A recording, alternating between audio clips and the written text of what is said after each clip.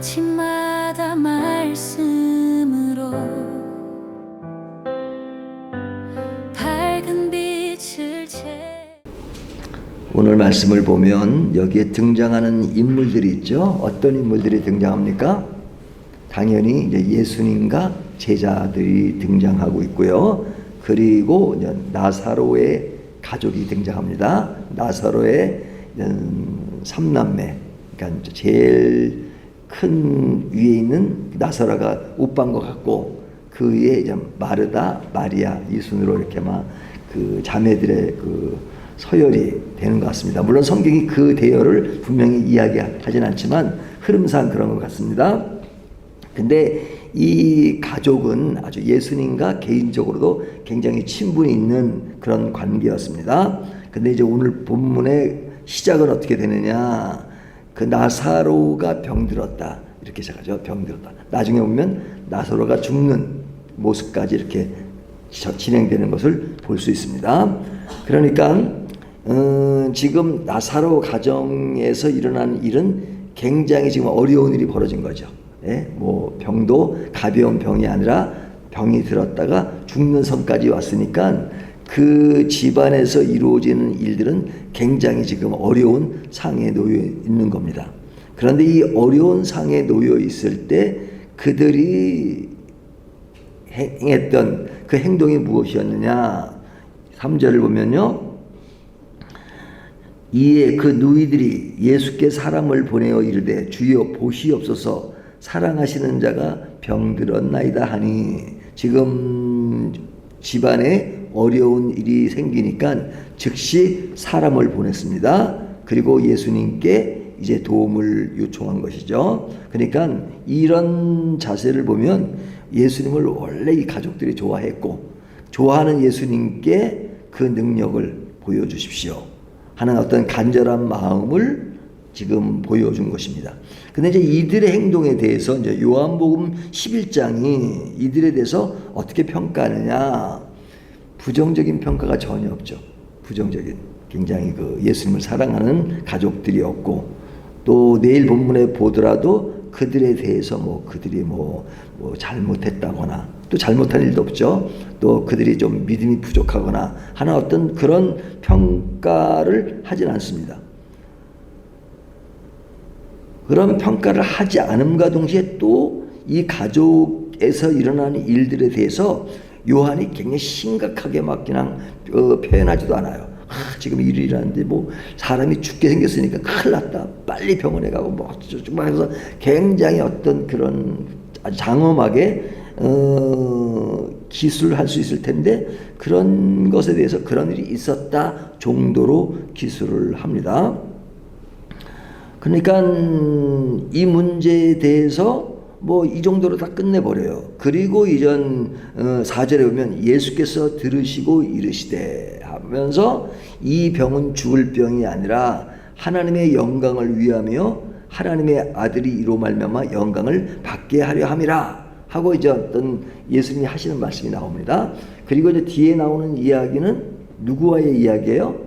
예수님과 제자들 간의 이야기입니다. 그러면 사건이 하나 이렇게 딱 등장하고 그것은 예수님이 한 말씀 하시고 그리고 제자들과의 대화가 나온단 말이죠.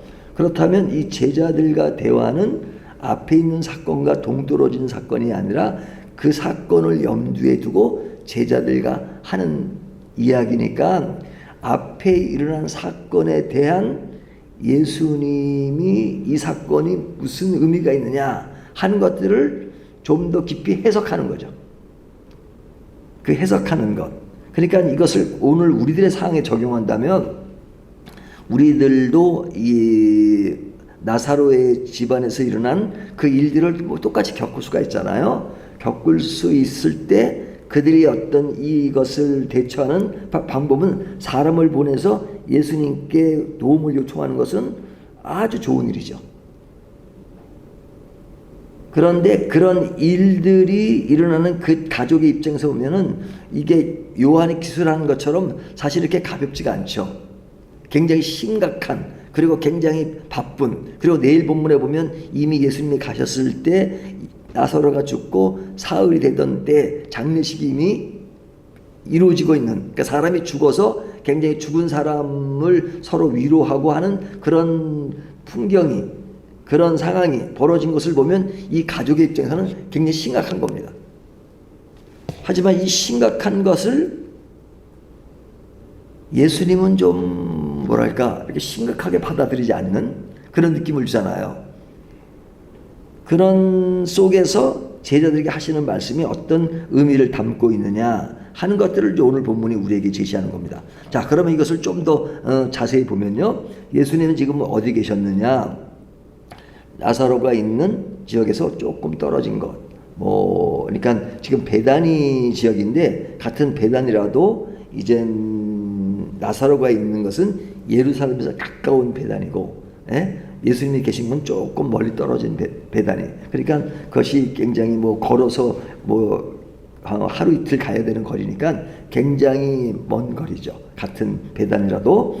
근데 이제 예수님이 이 소식을 들었을 때, 그래, 중요한 일이구나, 빨리 가자, 그러신 게 아니라 이틀을 유하셨다라는 말을 나오잖아요. 그러니까 제자들이 생각할 때 지금 예수님과 나사로 가정의 어떤 친분 관계로 생각하면 예수님께서 빨리 가셔가지고 이 일을 수습하셔야 될 텐데, 그냥 느긋한 예수님의 모습을 보면서 의아했던 그런 모습이 드러납니다.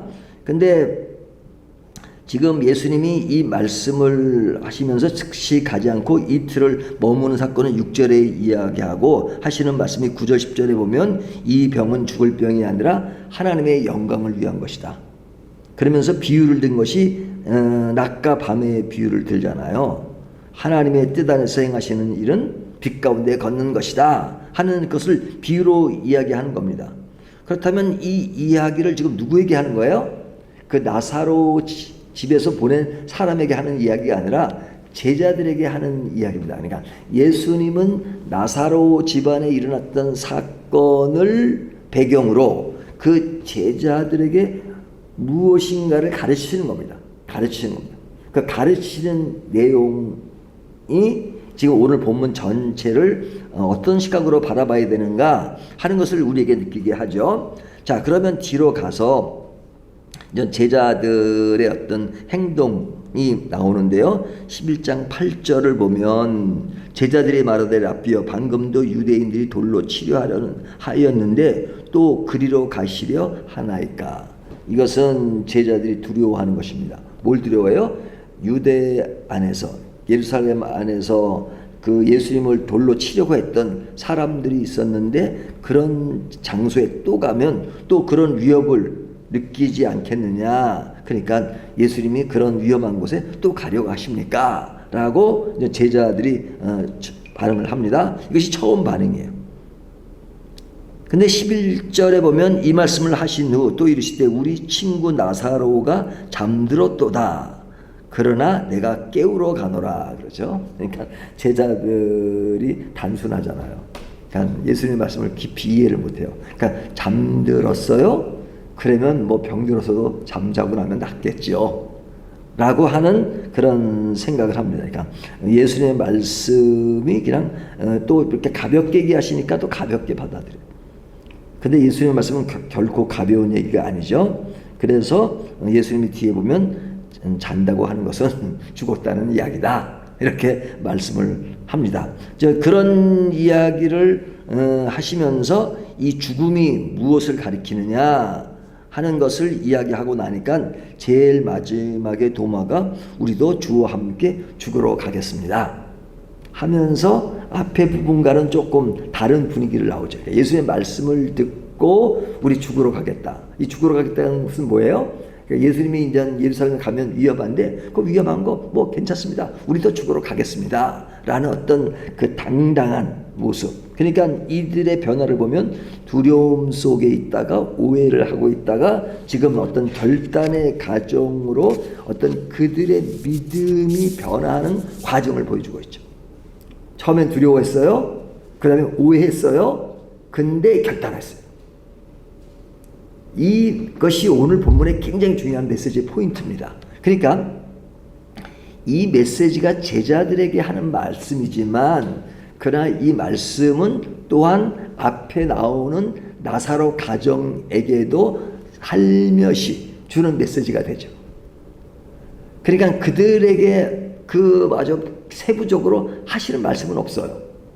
하지만 그들에게도 보이지 않는, 그러니까 제3자가 볼 때 보이지 않는 그런 것이 있지만 그 속에 그들이 겪고 있는 것에 대한 암시적인 메시지가 있다는 겁니다. 그것이 뭐냐? 내일 본문에 보면 예수님이 가실 때는 나사로가 이미 죽어 있었잖아요. 그러니까 그의 누이가 뭐라 그래요? 예수님이 여기 계셨더라면 죽지 않았을 텐데.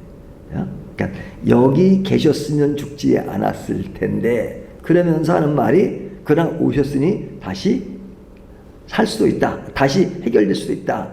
하지만 그 해결되는 것이 뭐냐? 예수님이 살리신다. 근데 살리시면 지금 살리시는 것이 아니라 예수님의 부활을 믿으니까 우리 나사로 오빠도 이제 부활할 수 있는, 지금은 아니더라도 언젠가는 부활할 수 있는 신앙의 일면을 보이고 있잖아요. 이것을 보면 그들의 믿음이 아주 좋죠. 나사로 가정이. 하지만 지금 당장 해결된다는 것에는 지금 의아심이 있는 거죠. 그러니까 예수님이 계셨더라면, 여기는 약간의 아쉬움이 있는 겁니다. 죽지 않았을 텐데. 하지만 예수님이 오셨고 예수님이면 모든 것이 하실 수 있다는 그것을 믿는 그 형태입니다. 그러니까 이게 지금 이 상태를 보면 믿음이 좋은 거예요, 안 좋은 거예요? 믿음이 좋다 안 좋다 말할 수 없고, 믿음이 좋은 가정인데 그럼에도 불구하고 인간의 나약함이 배제되지 않았다는 거죠. 그렇죠? 우리가 믿음이 좋다 그래서 완벽하지 않죠. 또 뭐 예수님을 확실하게 믿는다 해서 순간순간 의심이 없거나 그러지도 않죠. 또 아쉬움이 없을 때가 있죠. 이것이 우리의 실체 모습이에요. 뭐 믿음이 좋은 사람은 완전 걱정, 근심 뭐 그런 거 전혀 없고 완전 좋고, 믿음이 없는 사람은 완전히 그냥 불신, 이게 아니잖아요. 기본적으로 예수를 믿으면 불신하는 것 같지만 그 속에도 또 믿음의 형태가 약간 있고, 믿음이 좋다고 하는 것도 하는 상태에서도 들여다보면 그 중에 어떤 인간의 나약함이 있잖아요. 그러니까 인간은 누구도 완전하지 않아요. 내가 기쁘다 그래서 와 나는 100% 기쁘다, 아니죠. 그 기쁜 가운데도 슬픔의 그런 모습이 들어있고, 슬프면서도 또 믿음으로 향하는 기쁨의 모습이 있고, 인간은 완전하지 않은, 감정 다르고 이성 다르고 의지가 다르고 하는 그런 모습들이 있단 말이죠. 그런 모습에 대해서 하나님이 인간의 부족함을 그렇게 질책하시고 그러지 않죠. 그런 인간의 속성을 예수님은 너무너무 잘 알고 계세요. 잘 알고 계시는 차원에서 오늘 말씀에서 그들에 대한 질책이 전혀 없습니다. 하지만 그런 인간이 그런 상황 속에서 가야 할 길이 뭐냐 하는 것들을 제자들에게 이야기함으로써 이야기해 주는 겁니다. 근데 그 제자들의 반응이 뭐였어요? 처음엔 두려움, 그 다음에 오해, 그 다음에는 그 오해가 풀리면서 결단하는, 이제 죽어도 좋으니 가겠습니다 라고 하는 어떤 믿음의 형태가 어떻게 진척되고 발전돼야 되느냐, 그 발전되는 그 과정 속에 숨어있는 인간의 모습은 이럴 수밖에 없다라는 것을 전제하고 말씀하는 겁니다. 그러니까 오늘날 우리들에게 얼마나 주는 메시지 교훈이 큽니까? 우리들도 믿음이 있다고 하지만 그러나 두려워하고 오해하고, 하지만 그러나 그 실체 안에서 그리스도를 바라보면 결단하고 나갈 수 있는 그런 힘을 주님이 주시는 분이다. 그리고 그렇게 가기를 원하시는 그 메시지가 있는 것이죠. 그래서 오늘 본문에 보면 예수님이 굉장히 의도적으로 지체하신 겁니다. 지체하신 겁니다. 그러면서 하나님의 영광을 보여주는 것이다. 나의 영광을 보여주는 것이다. 그것은 뭐예요? 예수님이 행하는 그 일들을 살아가는 가족들과 비교하면 이게 완전히 지금 다르게 가고 있잖아요. 여기는 지금 사람이 죽어가요. 죽었어요. 굉장히 위급해요. 하지만 예수님은 느긋한 그 부분을 요한이 대조시키고 있단 말이죠. 그것은 예수님이 우리들의 위급한 상에 그냥 등한시하고 별로 관심이 없다는 것이 아니라 위급한 거 안다. 요한도 그걸 알고 쓴 거예요. 하지만 위급한 것은 실체가 그래요. 그 알아. 하지만 그것이 그들에게 행하는 일들은 믿음이 좋은 형태로 되는 것이지만 그러나 한 단계 좀 더 생각할 부분이 있다. 그 부분을 생각하는 것이 믿음이 좀 더 성숙한 그런 일면을 요구하시는 거죠. 잘하고 있는 사람에게 더 잘하기를. 그래서 그 과정을 두려움과 오해와 결단의 문맥을 통해서 제자들에게 말씀하시면서 실제로 예수님이 그렇게 행동하시는 겁니다. 어떻게 해요? 일부러 느긋하게 빨리 가지 않으세요. 그리고 결정적인 그 순간에 거기에 가십니다. 하셔서 그 나사로를 살리는 이야기가 내일 본문에 나오잖아요. 그렇다면 오늘 본문이 우리에게 주는 교훈이 무엇이냐? 우리는 종종 믿음을 가지고 있지만 부분적입니다. 그렇지만 예수님은 우리를 온전한 믿음으로 이끄십니다. 그 이끄심의 과정 속에 그 때가 있는데 그 때를 신뢰하게 만들고 절망 속에서도 믿음을 붙들면서 두려움 속에서도 결단하는 용기, 그 신앙을 우리에게 갖기를 원하시기 때문에 예수님은 시시때때로 우리에게 시간을 미루십니다. 빨리 다가오지 않으시고 미루십니다. 어떨 때는 제자들을 갈릴리 바다로 오죠. 이스라엘 사람들은 바다로 보내시면 예수님은 산으로 가십니다. 제자들과 같이 가시면 좋잖아요. 하지만 왜 산으로 가셨어요? 기도하시고 제자들의 그런 그 배를 타고 가는 행로를 보시면서 그들의 믿음의 길을 어떻게 가고 계신가 그걸 바라보시는 거죠.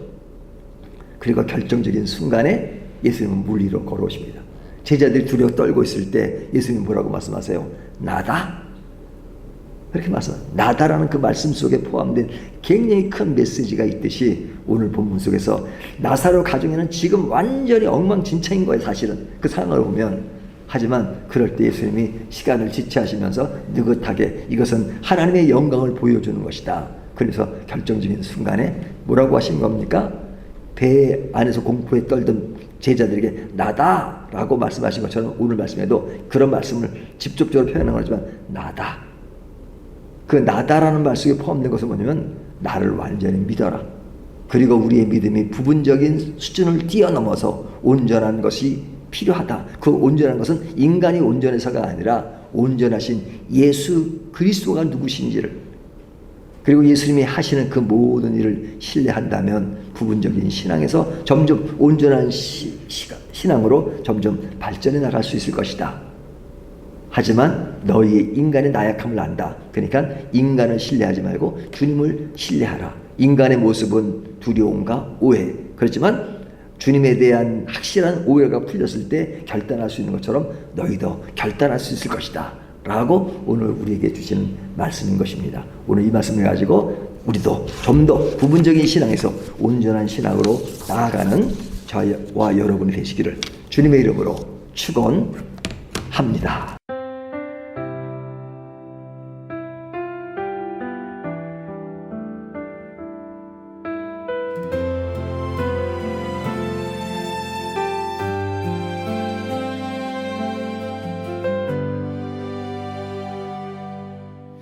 아침마다 말씀으로 밝은 빛을 채우네. 기도 속에 주님 계시고 숨결마다 찬양 되네. 밝은 교회 그